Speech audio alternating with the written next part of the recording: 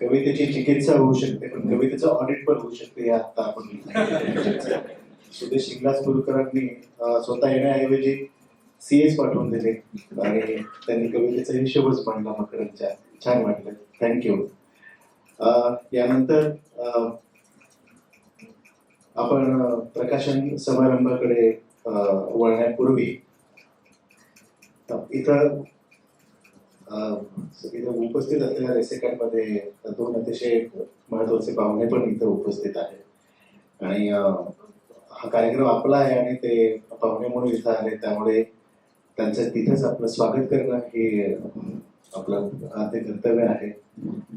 त्यातले प्रमुख उपस्थिती इथं आपण आपल्यामध्ये बसलेले आहेत. शब्दालय प्रकाशनच्या सर्व आणि कवयित्री आणि चिंतक अशा आमच्या सुमतीताई लांडे इथं आलेल्या आहेत. मी लोकेश शेवडे सरांना विनंती करतो की त्यांनी त्यांचं इथं स्वागत करावं.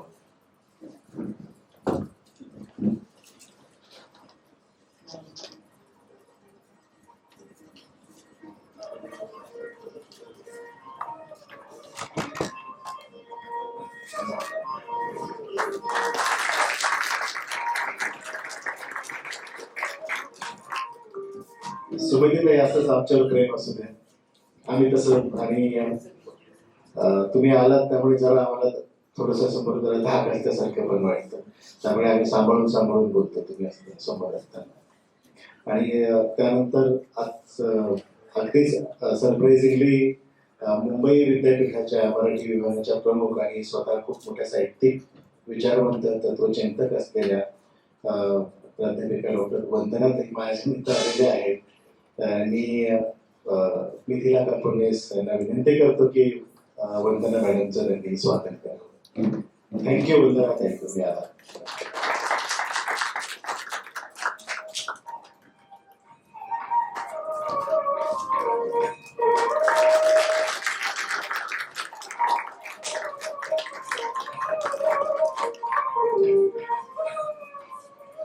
धन्यवाद. यानंतर प्रकाशन समारंभाकडे वळण्यापूर्वी आशुतोष पोद्दार याला मी विनंती करतो की त्यांना याला बीजभाषक म्हणावं की नाही, पण त्यांना या कविता संग्रहाविषयी आपलं मनोगत व्यक्त करावं आणि त्यानंतर प्रकाशन सोहळा होईल. आशुतोष पोद्दार. पसायदा.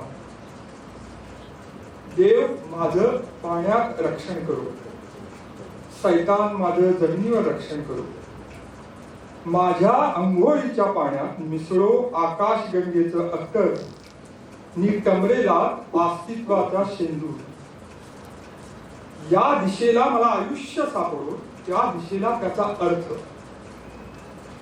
माझ्या उजव्या मांडीवर असो जादूभरे व्हायोलिन एक, व डावीवर मोनिका बेलुची किंवा अलेक्झांड्रा गद्दारी. टपरीवाला मला एक विल्स उधार दे, मी इराणी अंडा भुजी. माझ्या फांद्यातून पसरो शॅम्पेनने चेहरा धुतलेली एक सुफी धून, जिच्या बुंध्याशी दुंकू नयेत शरीराच्या सवयी किंवा सवयी. जग पचवल्यानंतरचा ढेकर येऊ स्वतःची जीव गिळल्यानंतर. कोसळो माझे भाष्य, सूर्यफुलांच्या रक्तात काळी भीती आहे. मखमलात ढेकून अंडी घालतात व अश्रू तरंगत आहे इंद्रधनुष्याचे अकाल गर्भजोर. अभिरुचीच्या व्याभिचारात सत्य वयात येऊ, निर्वंश राजाप्रमाणे मथुरेच्या विधवा आणि वाराणसीच्या परितक्त्या लुटून नेऊत. माझ्या कवतेचं सीतेचं कुंकू मी द्रौपदीचा गजरा. घालू दे डोळा या कवितेस हमाल, घालू दे डोळा या कवितेस हमाल. गाडी हाके मधुर फेरी विक्रेते, करू देत विडंबन हवे तसे. कानातून धूर आणि टोपीतून ससा काढणारे, उंदीर मारण्याचं औषध दंतमंजन पुराण्या धातू रोगाची दवा विकणारे ज्योतिषी मालिशवाले. बॉबिलॉनचे जुगारी, अलेप्पेचो भडवे, वेश्या मोसूलच्या अगदी सारेच. माझ्या पिंडाला मोर लवकर शिरो, माझ्या पिंडाला मोर लवकर शिरो, मी आप्तेष्टांना शांती दे.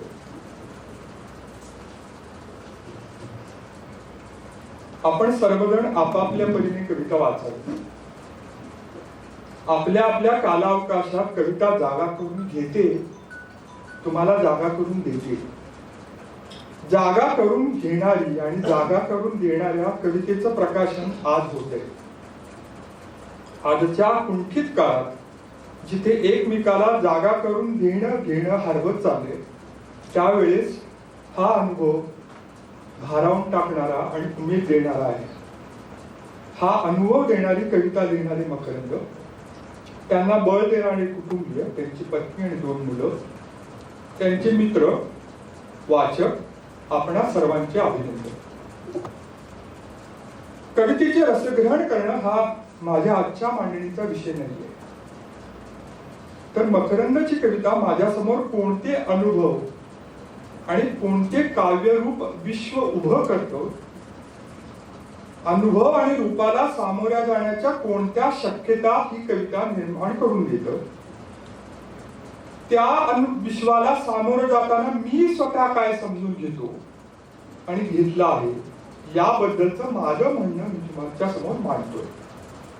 अर्थात माझं म्हणणं तुम्हाला पटावं असं नाही, कारण जसं कवी म्हणतो, सोडा, पान उघडा, वाचा, वाटल्यास ठेवून द्या, कारण कायमचे केस विंचरून ठेवणं कुणाला शक्य नाही. कसं मलाही. स्वयंभू म्हणजे स्वतः सिद्ध झालेली किंवा स्वतः सिद्ध झालेला, आणि स्वयंभू म्हणजे इथल्या संदर्भामध्ये इथली कविता. म्हणजे स्वयंभू म्हणजे मला मी दिसलेला, मला मी दिसण्यातून सुचलेले हे शब्द आणि मांडलेली ही कविता म्हणजे स्वयंभू हा कविता संग्रह. आपण थोडस सोपं करून जाऊया, अगदीच असं काही नाहीये.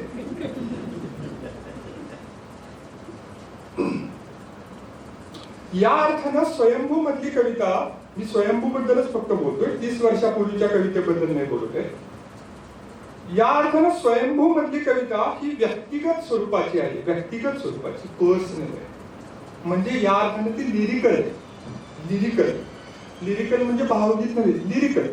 जी व्यक्तिगत म्हणजे लिरिकल म्हणजे गाणं नव्हे, ती लिरिकल आहे, व्यक्तिगत आहे.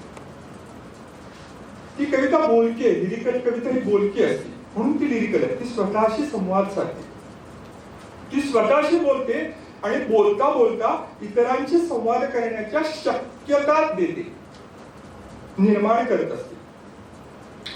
ती बोलकी आहे, ती शक्यता देते. याचा अर्थ ती असं म्हणत नाही की मला जे समजलं, मी जे लिहिलं तेच तुम्ही समजून घ्या. काही शक्यता ती देते, ती घ्यायच्या असतात. ज्या शक्यता आपल्याला मिळतात त्यावेळेला म्हणतो ओ हे पसायला, ज्या शक्यता कळत नाही त्यावेळेला आपण असं. तर ही लिरिकल स्वयंभू मधली कविता ही लिरिकल आहे, ती एक्सप्रेसिव्ह आहे. म्हणजे त्याच्यामधला जो सेल्फ आहे, स्व आहे, हे या कवितेतलं रचनेचं प्राथमिक सूत्र आहे. त्याला आपण स्व हे सूत्र आहे, त्याला बांधणारं सूत्र आहे. तर हे स्व हे एक तत्व असतं. अनुभव विविध असू शकतात, पण स्व हे तत्व असू शकतं. स्व म्हणजे पर नाही असे नव्हे, स्व विरुद्ध पर असं नव्हे. स्व म्हणजे भारतात, प्रामुख्यानं भारतात, आशियामध्ये कविता किंवा अभिव्यक्त होणाऱ्या, अभिव्यक्त करणाऱ्या अभिव्यक्तीच्या अनेक रूपांमध्ये जो स्व येतो तो इतरांच्या पेक्षा वेगळा नसतो. It's not like self and the other, they are not contradicting each other.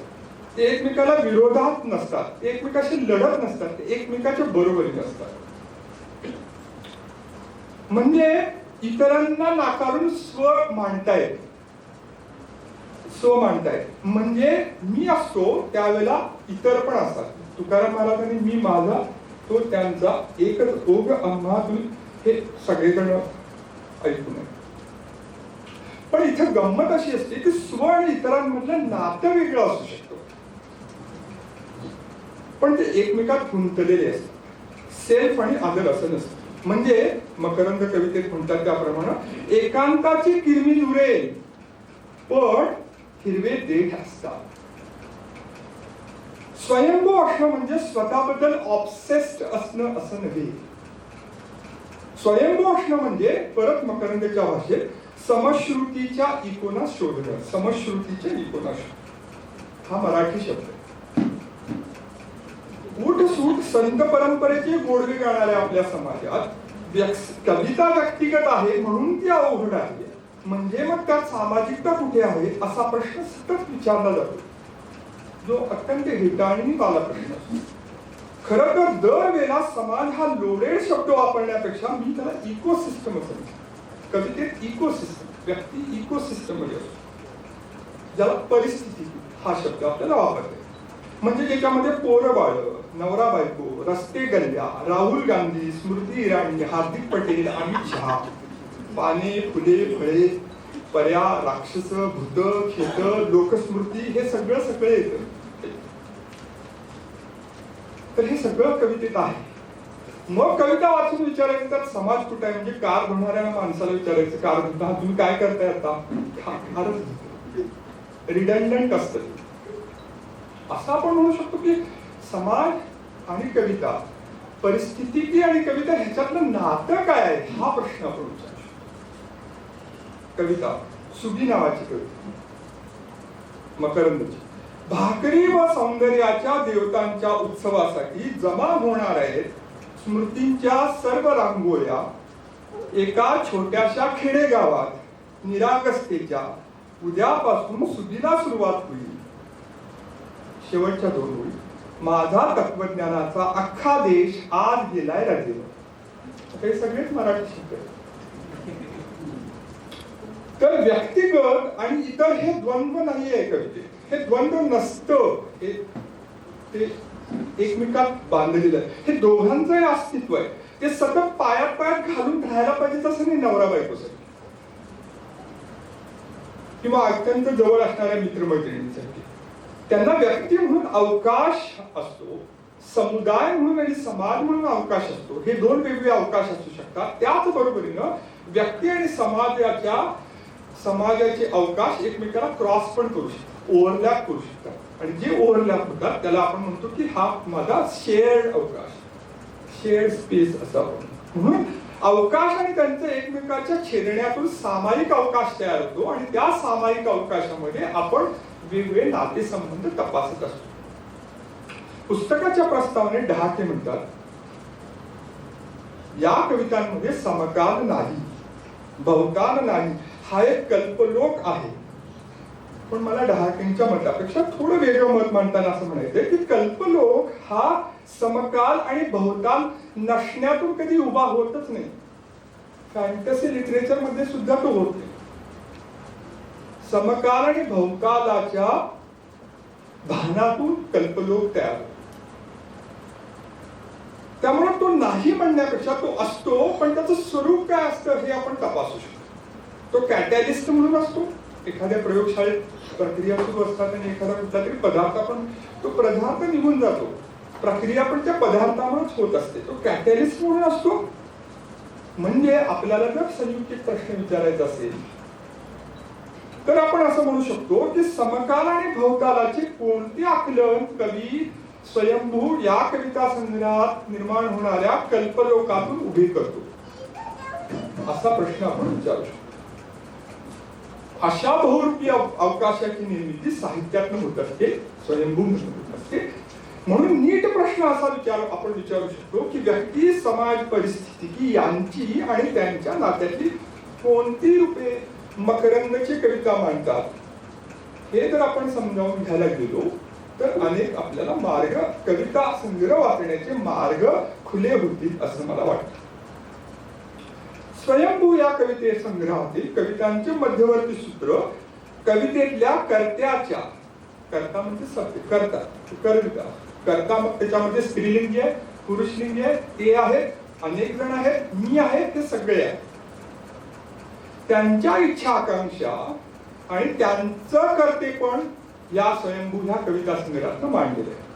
म्हणजे कर्त्याला आणि कर्तेपणाला काव्यरूप देण्याचा प्रयत्न स्वयंभू हे हा कविता संग्रह करतो. मग ते कधी मी आता म्हणतो सर मी ते असतात, ती असते, मी असतो वगैरे. कवितेच्या बाबतीत इथं वाचक घोळ झाले आणि इथं मी बऱ्याचशा मुद्द्यांना, कारण प्रकाशकांनी जो मुद्दा मांडला तो आमच्या घरातला पण तो आहे, आपल्या मित्रपरिवारांच्या मध्ये पण आहे. त्यांना जो वाटला तसा तो आम्हाला पण आहे. आम्ही सगळेच कविता लिहितो, सगळेच न कळणारी कविता लिहितो. सगळेच आम्ही काय गाणं गुणगुणणाऱ्या कविता आम्ही लिहित नाही का, तेव्हा सगळ्यांनी लिहून दिली किंवा लिहिल्या तरी आनंदी आहे. तर कवितेच्या बाबतीत एक घोळ काय असतो, कवितेतल्या ह्या कविता संग्रहामध्ये कर्ता जो आहे किंवा कर्ते कोण आहे, तर त्या कर्तेपणाला कवीशी जोडलं जात असतं. हा आता तू ही भीती स्वयंभू, मग हा मकरंद तू आहेस, मग तुला भीती वाटते मकरंद, मग सगळं हे कवीशी जोडलं जातं. मला असं वाटतं ही एक पद्धत आहे की कविता वाचण्याची, पण ती एकमेव असू शकत नाही असं मला वाटतं. कविता वाचून ज्याचा त्याचा सर्जनशील अधिकार आहे, कुणी कशी कविता वाचेल, पण कविता वाचणं जेवढी सर्जनशील प्रक्रिया आहे, कविता लिहिणं जेवढी सर्जनशील प्रक्रिया आहे, तेवढी ती वाचणं ही सुद्धा आहे. पण यामध्ये असं होतं की ज्या वेळेला कवी आणि त्या कवीची कविता आणि ते कवीच्या आयुष्याशी जेव्हा जोडलं जातं, त्यावेळेला सेल्फ, स्व हे एका मोठ्या डब्यातून बसवलं जातं. म्हणजे ठरवून टाकलं जातं की कवी असाच आहे, त्याची कविता ही अशीच आहे. तो भीती हा शब्द उच्चारला तर कवी पण घाबरलेलाच आहे. त्या कवितेमध्ये सेक्स हा शब्द असेल तर त्याचा सेक्सशी संबंध जोडला, त्या कवितेमध्ये अमित शहाचं नाव घेतलं त्याचा अमित शहाशी संबंध जोडला. ह्याच्या पलीकडे जाऊन आपण बघायला पाहिजे, कारण सेल्फ हा एक तऱ्हेचं नसतं. सेल्फ हे एक तऱ्हेचं नसतं. मी हा एक तऱ्हेचा नसतो, तो बहुआयामी असतो, तो बहुपदरी असतो, तो सतत बदलत असतो. उदाहरणार्थ जी नावं जरी आपण बघितली तर राहुल गांधी, अमित शहा, हार्दिक पटेल, ही सेल्फसाठी पात्रांची नावं घ्या, फक्त घेतल्यानंतर असं लक्षात येतं की पात्र किती इव्हॉल्व्ह झालेली आहेत. बऱ्याच जणांनी आपण त्यांना वाल्याच्या वाल्मिकी सुद्धा करून टाकलेले आहे, त्यांना इतके बदलले आहेत. ह्या सगळ्या बदलाच्या टप्प्यावरती आपण एक पात्र एकच नसतं, हा धोका असतो. त्यामुळं मकरंद लिहितो, एका कवितेमध्ये तो लिहितो, आता तो उभा आहे स्वतःचे स्वतंत्र प्रमेय सिद्ध न झालेल्यांच्या रांगेत रेशन कार्डाचा अर्ज घेऊन, माझ्या स्वाक्षरीच्या छिनी शेवयांकडे भुकाळून पाहत. हे सगळे मराठी शब्द आहेत. त्याचा आपल्याला त्याला आपण समजून घेण्याचा प्रयत्न करायला हवा असं मला वाटतं. हा स्वयंभू म्हणणारा स्वयंभू मधला स्व हा चाचपटणारा आहे, तो सेल्फ क्रिटिकल आहे, तो सेल्फ डाऊट वाला आहे, आत्मविश्वासवाला आहे, रांगेत उभारलेला प्रयत्नवादी आहे. हे सगळं एका सेल्फ मध्ये असतं.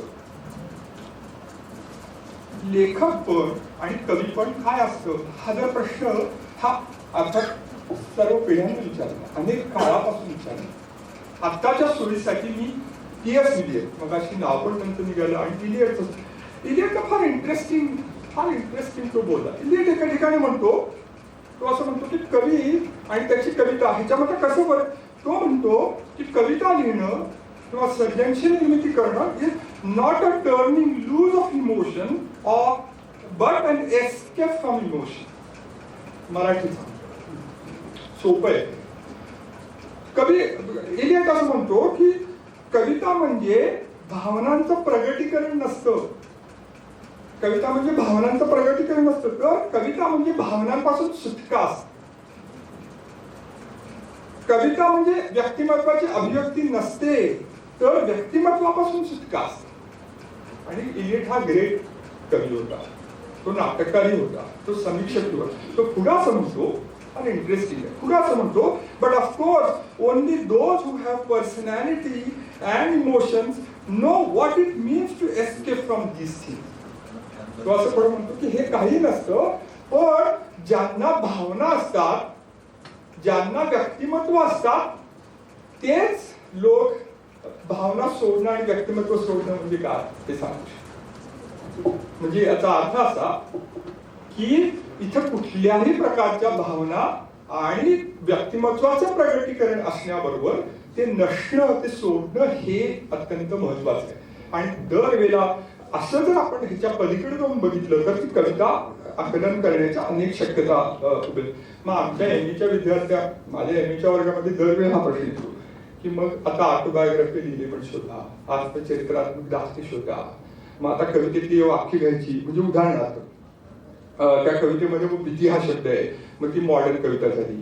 मग आधुनिक कवितेतली भीती, मग कवीचं शहरात राहणं. त्यात आता मकरंदची माहिती असेल तर तो गोव्यात गेला, 30 वर्ष गायब होता, मग त्याला काय झालं, मग ते गोव्यातलं आणि नाशिकचं त्याचं काही झालं का, तो इतके वर्ष गायब, मग तू कुठं काय गेला असेल वगैरे वगैरे असे प्रश्न पडून मग त्याच्यातनं हा भीती हा शब्द आला असेल का, असं काही एक आमच्या वर्गात आमचे उद्योग सुरू होतात. पण मकरंद पुढच्या एका कवितेमध्ये असं म्हणतो, मिश्र रक्तबीजांना संपण्याच्या व समृद्धीच्या, संपण्याच्या व समृद्धीच्या, तसे त्या एन्झाईम्सना नमस्कार करतो जे देतात विपर्यासन आकार आणि संवेग ऱ्हासास. आता संपण्याच्या आहेत आणि समृद्धीच्या आहेत. आधुनिक कविता ही संपण्याची आहे, तशीच ती समृद्धीची ही कविता आहे, तशीच ती एन्झाईमची कविता आहे. जर मराठी डिक्शनरी उघडून बघितलं तर एन्झाईम्स याचा अर्थ proteins that help speed up metabolism. Metabolism वाढण्यासाठी प्रोटीन्स असतात. म्हणजे कविता ही फक्त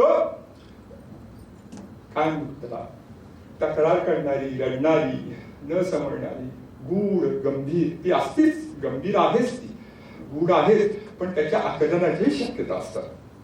पुढे कवी म्हणतो, कोसळो माझे भाष्य सूर्यफुलांच्या रक्तात, काळी भीती आहे मखमलात ढेकून अंडी घालतात व अश्रू तरंगतायत इंद्रधनुष्याचे अकाल गर्भजोवर. हे सगळं कवितेत आहे. आता हे कविता स्फुरते, पण फक्त कविता स्फुरत नाही, ती मांडली जाते, त्याची रचना केली जाते. असं काही नसतं की एकदम बसला आता कवी, आता सकाळी उठला, पहाटे उठला, बसला कवी आणि त्याच्यावरती क्राफ्ट असतो. प्रत्येक कविता कवी अनेक वेळा रिराईट करत असतो, त्याचं पुनर्लेखन होत असतं, त्याचं पुन्हा पुन्हा लेखन होत असतं. आता ह्याच्यामध्ये मकरंदच्या कवितेची न समजलेली बाब, मला जी न समजलेली बाब, त्याच्यामध्ये ही लूज कळली आहे. मला मकरंदच्या कवितेमधलं वाचल्यानंतर रचनेचं अंग माझ्या लक्षात आलं. नक्की कविता रचताना मकरंदच्या मनामधला विचार काय, तो प्रतिका आणि प्रतिमा शोधतो, पण त्या लूज कळवींचं काय करतो, लूज कळव्यांचं काय करतो, त्याच्या मांडणीतल्या प्रतिकांचा आणि प्रतिमांचा खेळ दिसतो, पण त्याच्यातली भाषा तीव्रपणे मांडली जाते, पण ती मांडणी कशी करतो. त्याने रिराईट करत असताना त्याचा काही विचार केलाय का, कुणाची वाचून त्याची परत पुनर्मांडणी केली आहे का, असे माझे प्रश्न येतात. कारण मांडणीच्या अर्थानं, मांडणीच्या अंगाने बघायचं झालं तर मला ती एका विशिष्ट साच्यामध्ये असलेली कविता वाटते. शेवटचे 2-3 मुद्दे मांडतो. आणि हे बऱ्याच वेळा कविता ही जी आता समोर येते ती प्रामुख्याने 1960 नंतर मला असं वाटतं की लेखक पण असण्याची एक नवी मांडणी महाराष्ट्रामध्ये नाही, भारतामध्ये नाही, जगभरात होऊ लागली. बऱ्याच लोकांनी म्हणजे TS इलियटनं सुरुवात केली, पण त्यानंतर जगभराच्या साहित्य समीक्षा संस्कृती अभ्यासामध्ये बघितलं तर रोला बार्थ आहे, फुको आहे, वगैरे वगैरे लोकांचे आहेत. पण जर भारतीय संदर्भामध्ये बघितलं, प्रामुख्याने महाराष्ट्राच्या संदर्भामध्ये बघितलं तर नामदेव ढसाळ आहेत, उद्धव शेळके आहेत, ग्रेस, नारायण सुर्वे, अनेक जणांनी लेखकपणाचे आडवे उभे पेच निर्माण केलेत. इथं भारतीय संदर्भामध्ये वेगळं, जिथं TS इलियट फक्त सेल्फ आणि आदरचा मुद्दा मांडतो, त्याच्या पलीकडे जाऊन पाश्चात्य परंपरेमध्ये सेल्फ आणि आदरचा मुद्दा मांडतो. भारतीय परंपरेमधल्या जात आणि धर्माचे आणि वेगवेगळे अस्तित्वाचे संघर्ष आहेत, आणि ते प्रामुख्याने शेळके आणि सुर्वे वगैरे लेखकांनी मांडलेले हे आपल्याला सगळ्यांना माहिती आहे. मला असं वाटतं की या संपूर्ण परिप्रेक्षामध्ये दुर्लभ आणि सुलभ यामधला जो लढा आहे तो सतत सुरू आहे. एक तर विशिष्ट सामाजिकतेच्या पार्श्वभूमीवरती आपण ही कविता समजून घेण्याचा प्रयत्न करतो, पण मला असं वाटतं की ही जी कविता आहे आता ही चांगली कविता का वाईट कविता हे जास्त त्याने ठरवायचं. याचा अर्थ मी किंवा कुणी इथं हे ठरवण्यासाठी नाही आले की चांगली कविता की वाईट कविता, पण हे आपण सांगू शकतो की मला ही कविता आवडली आणि का आवडली, मला ही कविता आवडली नाही आणि ती का आवडली नाही, एवढ्या पुरतं मी बोलू शकतो. त्यामुळं मला काही मुद्दे मकरंदच्या कविता संग्रहामधले आवडले आणि एक महत्वाचा मुद्दा तो आवडला. अर्थात रचनेबद्दल मी बोललो, किंबहुना रचनेबद्दल बोलता असताना पुस्तकाची एकूण रचना केली त्याचं सुद्धा मला खूपसं काही आकलन व्हायला मला मदत नाही झाली. कदाचित त्याच्यावरती अजून काही संपादनाची प्रक्रिया झाली असती तर कदाचित अजून तो संग्रह अधिक ठळकपणे समोर आला असता. हा शेवटचा मुद्दा म्हणतो की मला असं वाटतं की ह्या संपूर्ण कवितेतनं अनेक तऱ्हेनं शब्दाकडं आणि मांडणीकडनं बघण्याच्या शक्यता निर्माण करून दिल्या जातात.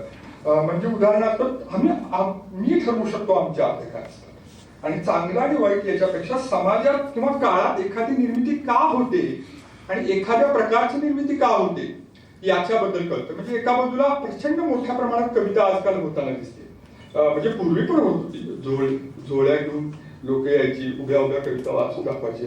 आता त्या झोळ्यावरून फेसबुक आले, ट्विटर आले, व्हॉट्सअप आले आणि ते अनेक कविता फॉरवर्ड केल्या जातात आणि आपल्यासारख्या माणसाला काय वाचावं काय सोडावं सगळंच चांगलं वाटायला लागतं, सगळंच आपलं वाटायला लागतं किंवा सगळंच आपण करतो. आणि दुसऱ्या बाजूला अशी एक कविता असते की हो मला ते काही कळतच नाही असं वाटतं. अशा एका मोठ्या स्पेक्ट्रम वरती आपण आहोत असं वाटतं आणि त्यातनं आपल्याला निवडणं मला असं वाटतं की आपण खूप कॉन्शियसली जाणीवपूर्वक कवितेचं वाचन करायला, म्हणजे सगळी उत्स्फूर्तता फक्त कवितेच्या अंगावरती टाकायची आणि दुसऱ्या बाजूला घरात सकाळी जर टीव्हीवरती कार्यक्रम लागलेला असतो तो संध्याकाळी पण बघितला जातो, तो रात्रीच पण बघितला, तेवढ्यासाठी तो पेशन्स तिथं आहे, पण कविता वाचण्यासाठी मात्र तो पेशन्स दाखवला जात नाही. ह्याच्याबद्दल मला नेहमीच गंमत वाटते. म्हणून मला असं वाटतं की एखाद्या काळामध्ये एखादी कविता होत असते ती का होत असते आणि त्याचं आकलन कसं आहे हे करून घ्यायला पाहिजे. ते अवघड नसतं. म्हणजे उदाहरणार्थ काश्मीर फाईल्स हा सिनेमा आत्ताच का आला किंवा पृथ्वीराजवरचा सिनेमा बघायला आत्ताच लोक का जातात किंवा प्रत्येक वेगळ्या राज्याचे मुख्यमंत्री पृथ्वीराज बरोबर अक्षय कुमार बरोबर बसून पृथ्वीराज बघायला जातात. पण पिक्चर तो ग्रेड आहे म्हणून जातात का नाही. हे का आत्ता घडतंय ह्याला काहीतरी तर्क आहे, त्याच्यामध्ये काहीतरी विश्लेषण करतायत. हे जर एखाद्या साध्या घरातल्या पोराला करू शकतो, तो लोळता म्हणू शकतो, काश्मीर लोळता बोलू शकतो. एखादी घरात स्त्री पुरुष असतील नुसते टीव्हीचे कार्यक्रम बघत असतात पण ते सहज काश्मीर त्यांच्या तोंडावर येतं, पृथ्वीराज त्यांच्या तोंडावर येतो, भोंगा त्यांच्या तोंडावर येतो, गणपतीच्या आरत्या त्यांच्या. पण ही कविता का अशी, त्याला का आपण असं हे करतो. जर इतकं प्रचंड मोठं आकलन काश्मीर विषयीचं आकलन एका 2 मिनिटात आपण करून घेऊ शकतो तर कवितेविषयीचं आकलन का आपण घेऊ शकत. ह्याच्याबद्दल मला नेहमीच ह्याच्याबद्दल पडलेला प्रश्न. म्हणून हे समजायला अवघड नाहीये, हेच मला सांगण्याचा माझा प्रयत्न. हे समजायला अवघड नाहीये कारण मकरंद लिहितो मी उभे करतो ताकदीनिशी अर्धसत्याला पूर्ण पर्याय. सगळेजण ताकदसत्याला पूर्ण पर्याय उभे करून देत आहेत. प्रत्येक अर्धसत्याला आता पूर्ण पर्याय म्हणून दिला जातो. तेव्हा शक्यतांचा गोल्फ खेळणारा विदुष्य काढतो दूर, जिंदगीचं गाईड कुरतडून गेलेल्या मुंसाच्या कानातून ज्याचा एकच काळा पंख गिटार. माझ्या कवितेच्या ओल्या ओळीवर आढळते फुटके अंडे डायनासोरचे, जेव्हा तर्काचं घोड वांग्यात फसतं व भाषेची भानामती होत असते. सुंदर शब्द, भाषेची भानामती होत असते. किती भानामती होती आपल्याकडं, दररोजची भानामती होती. दररोज टीव्ही ऑन करा आपला भानामती होती, दररोज सोशल मीडिया उघडा आपली भाषेची भानामती आहे. मग ह्या कवितेच्या भाषेच्या भानामतीने आपलं काय वापर केले हा मला आणि म्हणून मला असं म्हणायचं की कविता म्हणजे आखीव रेखीव मडकं नसतं. ते म्युझियम मध्ये ठेवायचं मडकं नसतं. म्युझियम मध्ये ते नेहमीच्या आपल्या ह्याच्यातलं आहे. त्याच्यामध्ये एक काय म्हणतो ही प्रक्रिया आहे आणि प्रकाशन हा प्रवासातला एक मुक्काम असं मला वाटतं. हे स्वयंभू ह्या कविता संग्रहाचा प्रकाशन हा एक मुक्काम आहे. ह्या मुक्कामाचे आपण सगळे साथीदार आहोत. ह्या पॉइंटवरती आता ते उद्या कसं होईल बरं. हा कवी 30 वर्षांतर मला ह्याचं पण गौरवीकरण करावं असं वाटतं. हा 30 वर्षांतर लिहू दे, 30 वर्षांतर तू त्याच्यासाठी थांबला, तू काही त्याच्यामुळे काही बिघडणार नाहीये किंवा काही ग्रेट होणार नाही. तो 30 वर्षांनंतर लिहिला किंवा 30 दिवसांतर पुढचा कविता संग्रह असतो. ह्यापेक्षा तो आपल्या शब्दाशी, तो आपल्या समाजाशी थेट अत्यंत जवळीकीचं नातं आपल्या संस्कृतीशी, आपल्या परिस्थितीशी, आपल्या कुटुंबाशी कसं करू पाहतो याच्यावरती मला जास्त महत्व द्यावं असं वाटतं. आणि ह्या एका मुकामाला मला साक्षीदार होत आलं ह्याचा मला खूप आनंद आहे.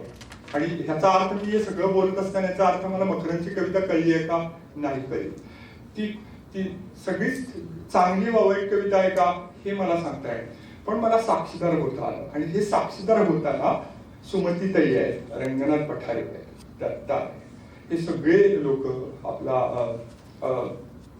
प्रवीण आहे, राजू आहे, हे सगळे. आणि नाशिक हे काय म्हणतो त्याला, मला बरेच जण माझे मित्र म्हणतात हे दुसरं माझं घर आहे, कारण माझ्या नाटकाचे प्रयोग इथे झालेले आहेत. आणि हा अवकाश मी भारून टाकलेला असतो. ह्या सगळ्या ह्याच्यामध्ये, ह्या प्रवासामध्ये तुमच्याशी थोडा वेळ का बोलणं बोलता आलं ह्याचं मला कौतुक वाटतं. म्हणून ह्या कवितेसाठी मकरंदचं मी पुन्हा एकदा कौतुक करतो, अभिनंदन करतो. मकरंदचं अभिनंदन करतो तसं मकरंदच्या मिसेस बायकोचं अभिनंदन आणि 2 मुलांचं अभिनंदन करतो. याचं कारण असं, अशा कवितेबरोबर 30 वर्षानंतर कविता लिहितो आणि हे अवघड असतं, कारण कळत नसतात कविता, बाबाशी काय बोलावं हे कळत नसतं. ह्या सगळ्या परिस्थितीमध्ये आपण सगळे वावरतो आणि ही this is a beautiful moment I think, and we would cherish it. Thank you.